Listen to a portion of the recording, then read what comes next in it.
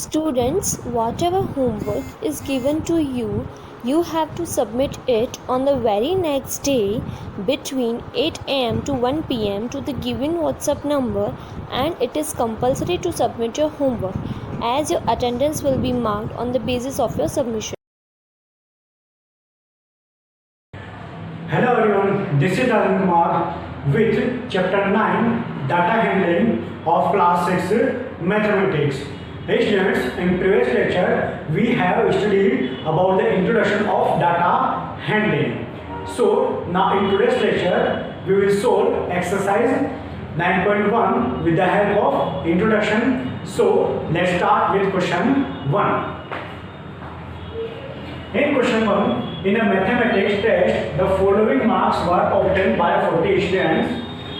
Arrange these marks in a table using tally marks. यहाँ पर 40 students का जो है मैथमेटिक्स टेस्ट होता है, जिनके मार्क्स जो है कुछ इस तरह से आपको गिवन है. अब इनको जो है टेली मार्क्स का यूज करके एक टेबल में आपको फॉर्म करना है. इस टेबुलर इंफॉर्मेशन आपको देना है और इन पर से आपको 2 क्वेश्चंस के आंसर देना है. फर्स्ट क्वेश्चन है find how many students obtained marks equal to और मोर देन 7. मींस ये बोला गया है कि कितने स्टूडेंट्स ऐसे हैं जिन्होंने 7 मार्क्स या 7 मार्क्स से ज़्यादा मार्क्स ऑब्टेन किए हैं, तो उनका नंबर ऑफ स्टूडेंट्स हमको फाइंड आउट करना है ना. क्वेश्चन बी में how many students obtain marks below 4. Means ऐसे कितने स्टूडेंट्स हैं जिनके मार्क्स जो है 4 से बिलो है. तो let's start with its solution.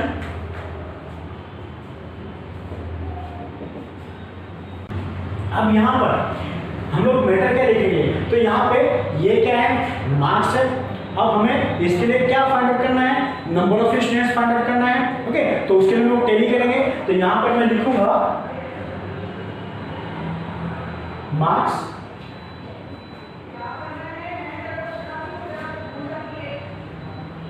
यहाँ पर मुझे लिखना है टैली मार्क्स, जो कि हम इन स्टूडेंट्स के मार्क्स के लिए टैली करेंगे.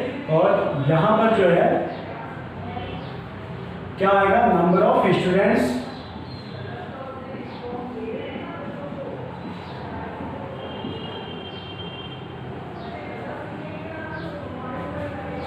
अब यहाँ पे फर्स्ट ऑफ ऑल आपको डायरेक्ट लाइन खींचनी नहीं है.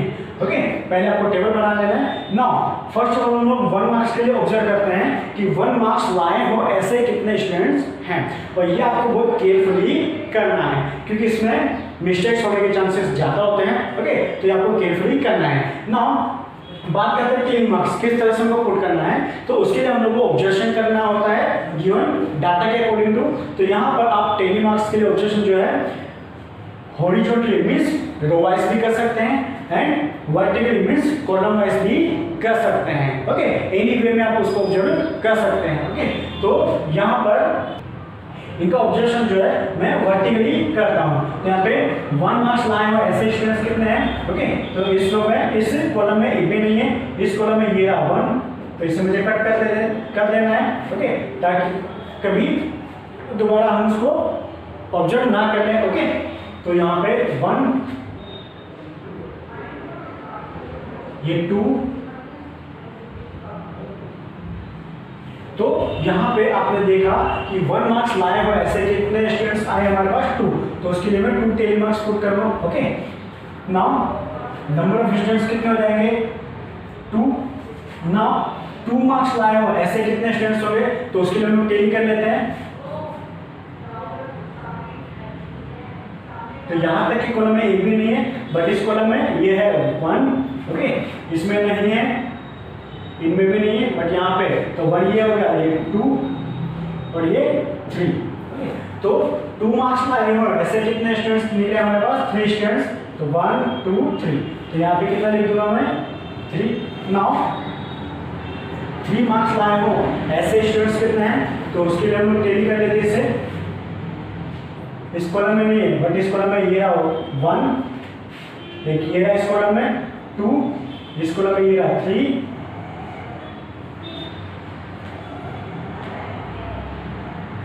तो 3 मार्क्स लाए हो ऐसे कितने स्टूडेंट्स हमारे पास 3 स्टूडेंट्स हैं.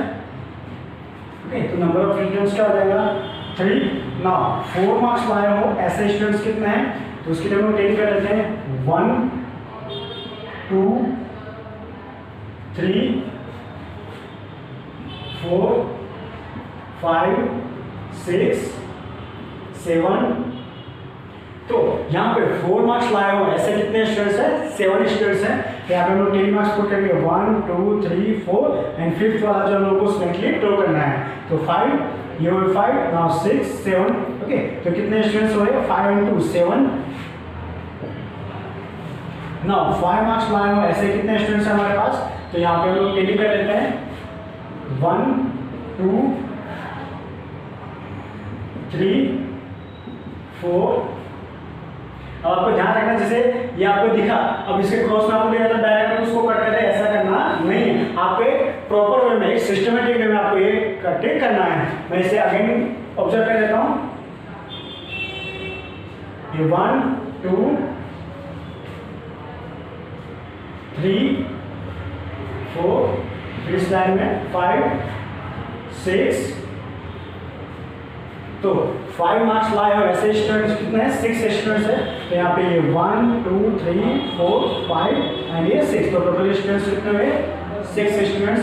नाउ 6 मार्क्स लाए हो ऐसे स्टूडेंट्स कितने हैं, तो हम लोग काउंट कर लेते हैं 1 2 3 4 5 6 एंड 7। तो यहाँ पे 6 मार्क्स लाए हो ऐसे स्टूडेंट्स कितने 7। तो यहाँ पे मैं 10 मार्क्स लगा देता हूँ 1 2 3 4 5 6 7। तो नंबर ऑफ स्टूडेंट्स कितने आ जाएंगे 7। नाउ 7 मार्क्स लाए हो ऐसे स्टूडेंट्स कितने हैं 1 2 3 4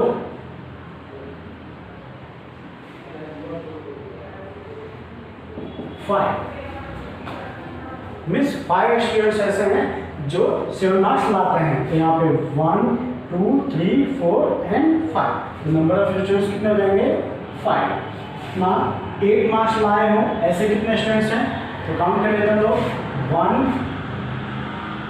2 3 4।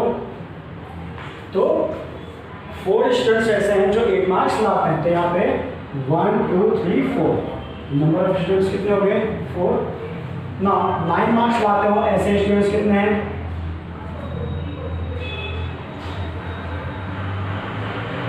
यहाँ पे काउंट कर लेते हैं हम लोग 1 2 3। तो 9 मार्क्स लाते हैं ऐसे कितने स्टूडेंट्स हैं 3 स्टूडेंट्स हैं। तो नंबर ऑफ स्टूडेंट्स क्या हो गए 3। ओके, अब इसे हम लोग क्लोज कर देंगे। नाउ अब ऐसे वेरीफाई कर लेते हैं कि हमने जो सॉल्यूशन किया है वो राइट है या रॉन्ग है। अब वेरीफाई करने के लिए आप क्या करेंगे, यहाँ पे जो नंबर ऑफ स्टूडेंट्स आए हैं उनको आप प्लस करोगे, ओके, और देन वेरीफाई करोगे कि जितना नंबर ऑफ स्टूडेंट्स हमें बोला है मैटर के अंदर, डाटा के अंदर, उसके इक्वल टू वो है या नहीं। अगर है तो हमारा सॉल्यूशन क्या होगा राइट होगा, अगर नहीं है तो हमने क्या किया होगा ऑब्जेक्शन के अंदर, मतलब 10 मार्क्स के अंदर हमने कुछ मिस्टेक से की है। तो चेक करते हैं हम लोग 2 and 3 5, 5 and 3 8, 8 and 7 15, 15 and 6 21, 21 and 7 28, 28 and 5 33, 33 and 4 37, 37 and 3 40। तो ये इसके इक्वल टू आता है। तो कहने का मतलब हमारा जो सॉल्यूशन है इस क्वेश्चन के लिए वो क्या है राइट है। ओके, नाउ ये तो हुआ एक tabular form, okay, using tally marks. अब इसमें जो क्वेश्चन पूछे हैं उन क्वेश्चंस का आंसर जो है हमें इस टेबल को ऑब्जर्व करके देना है। तो यहाँ पे फर्स्ट क्वेश्चन जैसे कि हमने पहले रीड किया था, इसमें बोला गया था कि कितने स्टूडेंट्स ऐसे हैं जिनके मार्क्स जो है 7 और 7 से ज्यादा है। अब यहाँ पर 7 कहाँ पे ये रहा, हम लोग को मार्क्स पे जाना है, उसमें मार्क्स का बोल रहा है तो 7 मार्क्स यहाँ पे हैं, तो 7 मार्क्स वाले कितने हैं 5 हैं, और मोर देन 7 वाले कितने हैं 8 मार्क्स एंड 9 मार्क्स। 8 मार्क्स के लिए ऑब्जेक्शन क्या है 4 एंड 9 मार्क्स के लिए क्या नंबर ऑफ स्टूडेंट्स है 3। तो हम क्या करेंगे इन तीनों को क्या कर देंगे प्लस कर देंगे। तो यहाँ पर ए के लिए जो आंसर होगा वो क्या होगा 5 + 4 + 3 इक्वल्स टू कितना आ जाएगा 12 स्टूडेंट्स। ओके, तो 12 स्टूडेंट्स ऐसे हैं जिनके मार्क्स जो हैं 7 और इक्वल टू 7 और मोर देन 7 आते हैं। नाउ आंसर बी के लिए हम लोग देखेंगे। पहले क्वेश्चन को हम लोग देखेंगे। क्वेश्चन में बोला है कि how many students obtain marks below 4। इस 4 से कम मार्क्स आए हुए ऐसे स्टूडेंट्स कितने हैं? तो 4 मार्क्स कहाँ पे ये रहा और 4 मार्क्स से लेस कौन है 3 2 1।